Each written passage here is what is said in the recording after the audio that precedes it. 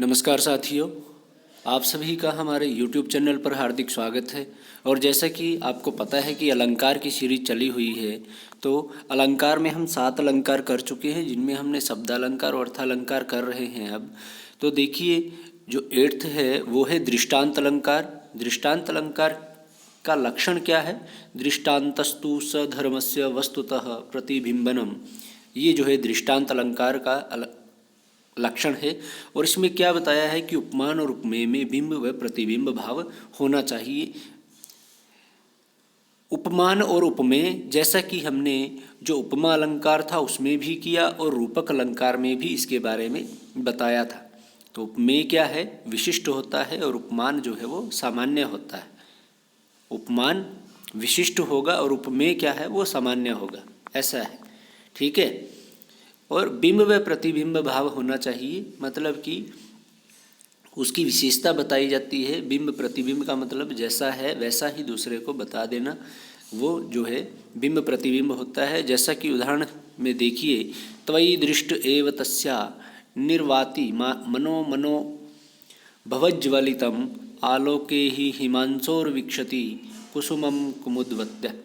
इसमें क्या कहा कि नायक और नायिका को जो है किसके समान बता दिया गया है? चंद्रमा और कुमुदनी के समान। किसको? नायक को चंद्रमा के समान बता दिया और नायिका को जो है कुमुदनी का। और चंद्रमा का जो है बिंब प्रतिबिंब मानकित पर और कुमुदनी का कुसुम के समान जो है इन्होंने बताया है। ठीक है। तो नेक्स्ट देखिए, अर्थानंतरन्यास अलंकार है, जिसका लक्षण क्या है कि सामान्यम वा विशेषो वा तदन्येव समर्थ्यते यत तु सो अर्थांतरन्यास साधर्मेण इत्रेण वा।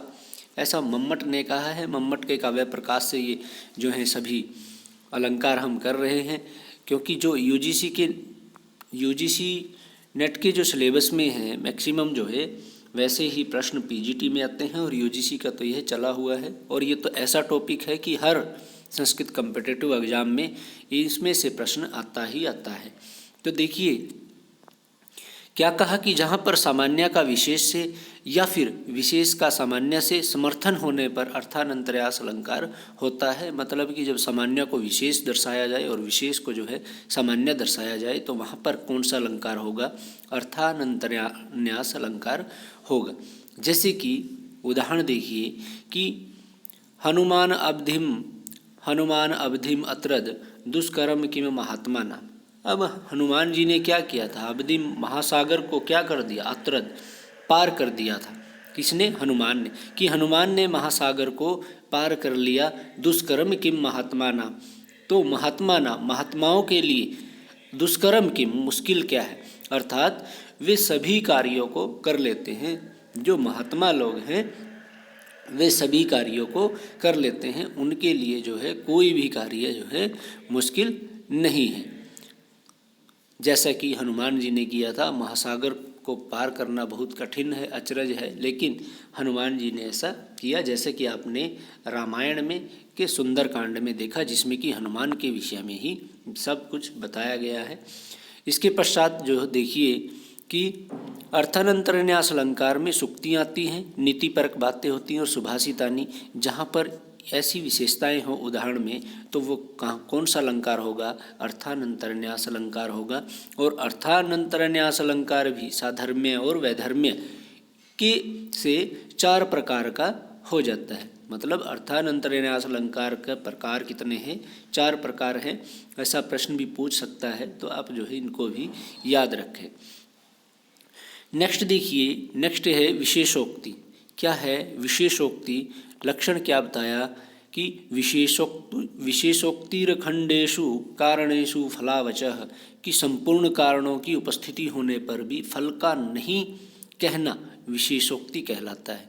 देखिए, संपूर्ण कारण हमें उपस्थित है, हमारे समक्ष हैं, लेकिन फल का नहीं कहना, लेकिन वो फिर भी जो है जो कहना चाह रहा है वो नहीं कहता है। मतलब कि वो स्वयं ऐसा नहीं समझता है। विशेषोक्ति वो होता है, मतलब कि जो कार्य करना है उसको नहीं बोल रहा, सिर्फ उसके लिए कारण दे रहा है। ठीक है। कि जैसे कि परीक्षा की तैयारी कीजिए, अब पेपर आने वाला है और पेपर की तैयारी कर रहे हैं, लेकिन वो ये नहीं बता रहे कि उसका रिजल्ट क्या होगा, कब किस तरह से वो करना होगा। तो मतलब सभी कारणों की उपस्थिति तो है, लेकिन फल का नहीं होना जो है वो क्या है, विशेषोक्ति कहलाता है।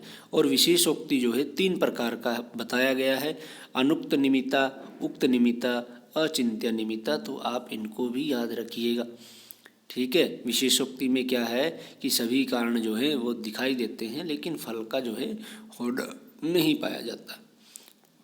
तो और 3 प्रकार का है, अनुक्त निमित्ता, उक्त निमित्ता और अचिंत्य निमित्ता। 3 प्रकार का है ये क्वेश्चन भी आप याद रखिएगा। अर्थानंतरन्यास जो है कितने प्रकार का था, 4 प्रकार का था। देखिए उदाहरण क्या है कि निद्रा निवृता उदिते ध्युरत्ने सखी जने द्वार पदम प्राप्ते सलाथिकृता सलेश रसे भुजंगे चचाल न अलिंगनतो अंगना सा। क्या कहा कि निद्रा निवृत्ति की, निद्रा से निवृत्त हो गए हैं, सुबह हो चुकी है, सूर्योदय, सूर्य का उदय हो चुका है, सखियों का घर के द्वार पर आ जाना, और सखियां जो है वो घर के द्वार पर आ गई हैं, आंगन में आ गई हैं, सभी आलिंगन परित्याग का कारण है। और ये जो सभी हैं ये क्या है, आलिंगन का परित्याग है। जैसे कि नव दुल्हन होती है तो वो क्या है कि निद्रा से निवृत्त, निद्रा से उठ चुके हैं, सूर्योदय हो चुका है, सखियां घर के द्वार पर भी आ गई हैं, आलिंगन इत्यादि का जो है परित्याग का कारण है। परंतु नायिका आलिंगन का परित्याग नहीं कर रही है, मतलब कि वो जो है अपने शयन कक्ष से बाहर नहीं आ रही हैं। तो यहाँ पर क्या है, कारण तो सभी दिखाए गए हैं, लेकिन फल क्या है, सुबह हो चुकी है, उठना है, लेकिन वो जो है अभी नहीं उठ रहे हैं। तो यहाँ पर विशेषोक्ति अलंकार होगा। नेक्स्ट अलंकार है समासोक्ति अलंकार। समासोक्ति अलंकार क्या कहता है कि परोक्तिरभेदकई श्लिष्टैः समासोक्ति। अब देखिए जिन्होंने लक्षण अच्छी तरह पढ़ रखा होगा तो वो बता देगा कि ये समासोक्ति का लक्षण है, लेकिन जिन्होंने लक्षण नहीं पढ़ा होगा तो इसमें श्लिष्टई शब्द को देखकर वो श्लेष अलंकार भी बता सकता है, जो कि आपका गलत होगा। तो इसलिए लक्षण को अच्छी तरह से पढ़ना है। तो देखिए कि श्लिष्ट विशेषणों के द्वारा अप्रकृत के व्यवहार का कथन 2 अर्थों के संक्षेप होने के कारण समासोक्ति कहलाता है। सब समास में क्या होता है, संक्षेप होता है, समास का मतलब ही संक्षेप है। तो इसमें 2 अर्थों को क्या करते हैं, संक्षिप्त करते हैं, और श्लिष्ट विशेषणों के द्वारा। तो देखिए उदाहरण, साथियों जिन्होंने हमारे वीडियो को लाइक नहीं किया है कृपया लाइक कीजिए, और अगर आपको हमारा वीडियो अच्छा लग रहा है तो वीडियो को शेयर ज़रूर कीजिए, और कमेंट बॉक्स में हमें ज़रूर बताइए कि आपको हमारा वीडियो कैसा लग रहा है, या फिर आपको नेक्स्ट कंटेंट क्या चाहिए, ज़रूर बताइएगा।